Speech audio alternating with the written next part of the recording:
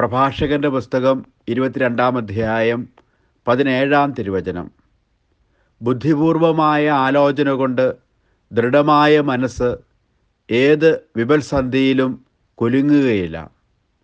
ബുദ്ധിപൂർവമായ ചിന്തയിൽ ഉറപ്പിച്ച മനസ്സ് സ്തൂപനിരയിലെ വെൺകളി അലങ്കാരം പോലെയാണ്. കാരുണ്യവാനായ കർത്താവേ, ജീവിത പ്രതിസന്ധികളെ ധൈര്യപൂർവ്വം നേരിടുവാൻ ശരിയായ അറിവും ആലോചനയും ഞങ്ങൾക്ക് നൽകണമേ. ആമേൻ. ദൈവം നിങ്ങളെ സമൃദ്ധമായി അനുഗ്രഹിക്കട്ടെ.